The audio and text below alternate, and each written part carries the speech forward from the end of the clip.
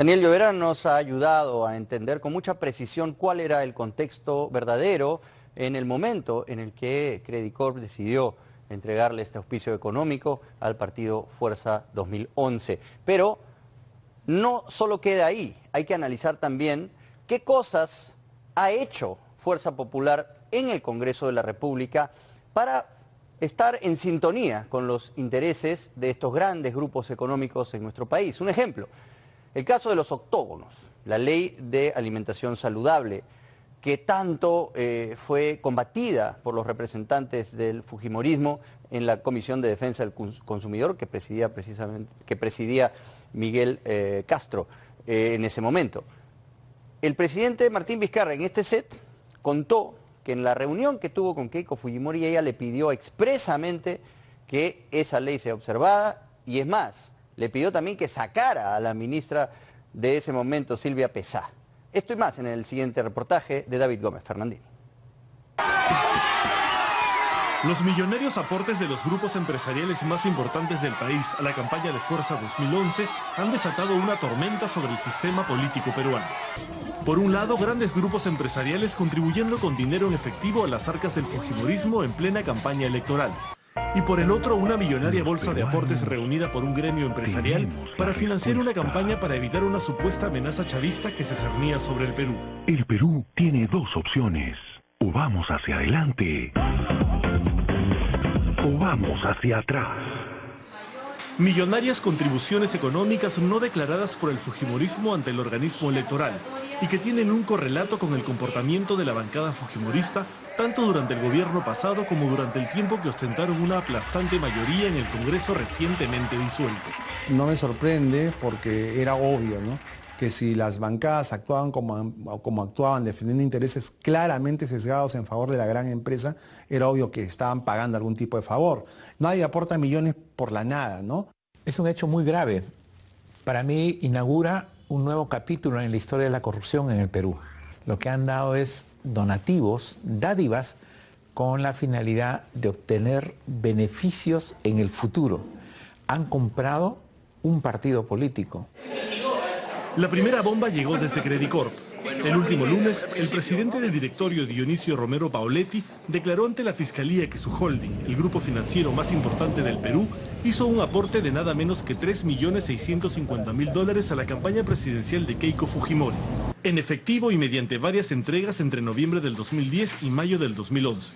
Según Romero, la decisión de aportar más de $3,5 millones a la campaña de Fuerza 2011 estuvo motivada por una preocupación sobre la posibilidad de que el chavismo, para él encarnado en la candidatura de Ollanta Humala, tomara el control del país. Un argumento parecido al de la Confiep, pero con algunas diferencias. El gremio empresarial hizo una bolsa de $2 millones entre las entidades que lo conforman para pagar una campaña publicitaria a favor de la inversión privada.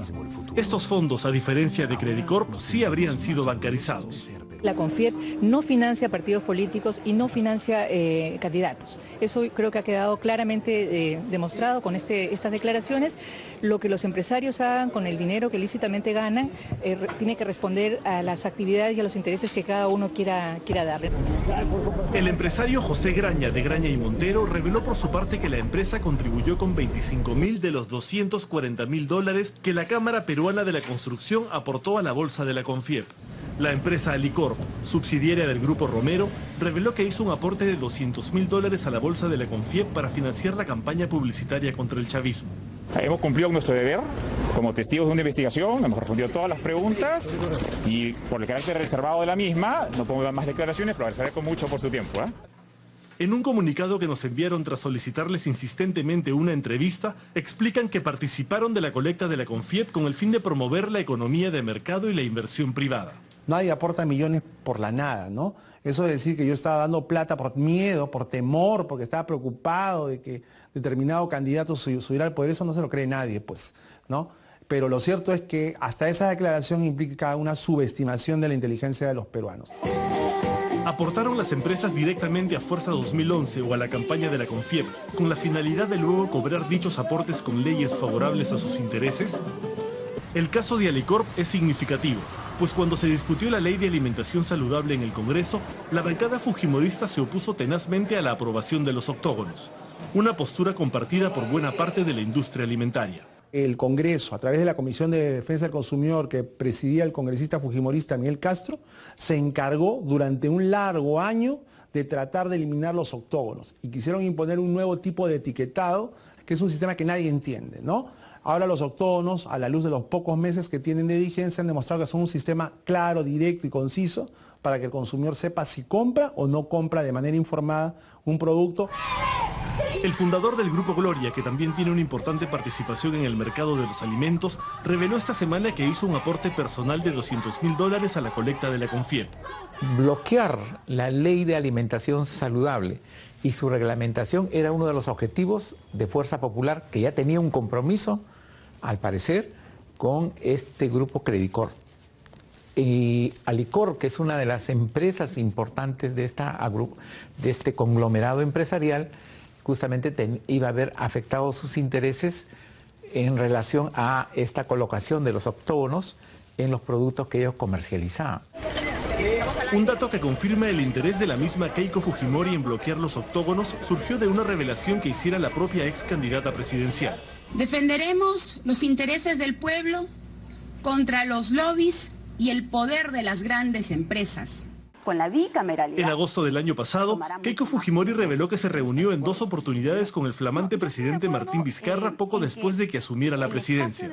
Le transmití el respaldo y nuestra actitud de colaboración para estos próximos años. Y que a nosotros nos interesaba decididamente que él haga un buen gobierno. Estas 2 reuniones que se llevaron. Vizcarra detalló de qué hablaron en la segunda reunión que sostuvieron en junio del 2018 y los pedidos expresos que le hizo Keiko Fujimori en aquella ocasión.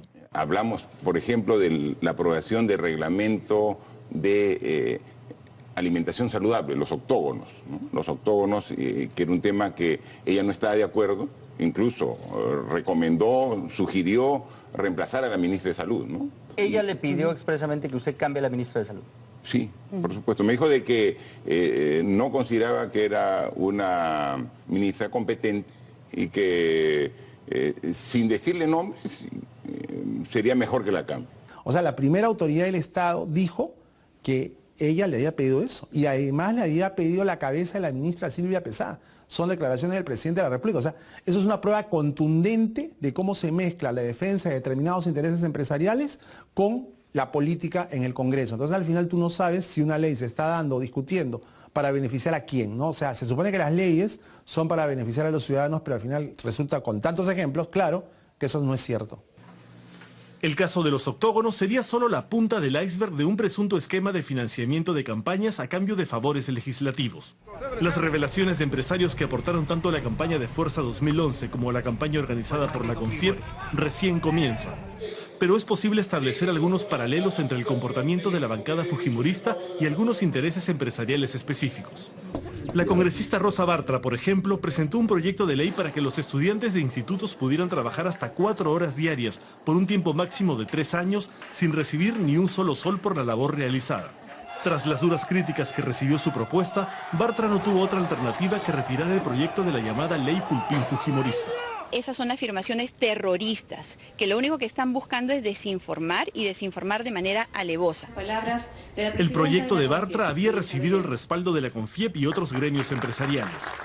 El fujimorismo y la CONFIEP también se opusieron a la aprobación de la llamada Ley Antielusión, una norma elaborada por el gobierno que se proponía evitar la millonaria fuga de impuestos de las grandes empresas a paraísos fiscales. Los congresistas fujimoristas Miki Torres y Rosa Bartra intentaron sin éxito modificar la norma en favor de las empresas que iban a verse afectadas. Ha habido una coincidencia, por decirlo generosamente, pero siempre han compartido los mismos objetivos. La CONFIEP ha tenido un aliado permanente en la bancada de Fuerza Popular para sus objetivos y sus intereses. En realidad, Fuerza Popular se ha desempeñado como una bancada de la CONFIEP, se ha desempeñado como una bancada de los grandes intereses empresariales. El expresidente de la CONFIEP, Roque Benavides, reveló esta semana ante la Fiscalía que la minera Buenaventura también aportó a la bolsa de la CONFIEP. Aportaron a una campaña en favor de la empresa privada Y eso fue lo que aportó compañía Mina Buenaventura. No aportó a ninguna campaña política. ¿Y cuánto aportó Buenaventura? $200.000. ¿A Keiko Fujimori específicamente? No, pero no sea malito. No, pues no, nosotros no hemos apoyado a ninguna campaña política. Ahora sabemos que Buenaventura aportó $200.000 a la campaña de la Confiep y la minera Volcan hizo otro aporte de $260.000 a la misma bolsa. ¿Podría eso explicar por qué la congresista Úrsula Letona presentó un proyecto para flexibilizar los mecanismos de consulta previa a las comunidades donde las empresas extractivas planean operar? Úrsula Letona y otros fujimoristas con vínculos con las cooperativas de ahorro también estuvieron detrás del intento de sabotear la propuesta de ley del Ejecutivo para que la Superintendencia de Banca y Seguros fiscalice a las cooperativas. Yo no sé qué hay, presidente, yo no sé qué lobby hay.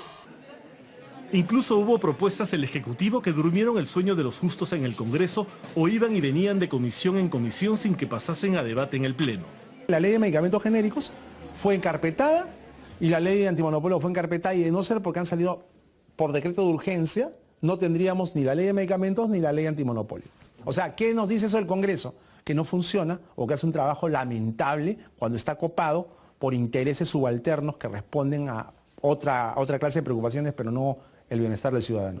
8 votos a favor. Los ataques primero a la ley universitaria y durante este gobierno a la Superintendencia Nacional de Educación Universitaria, SUNEDU, también revelan la defensa de intereses por parte de congresistas no solo del fujimorismo, sino de diferentes bancadas.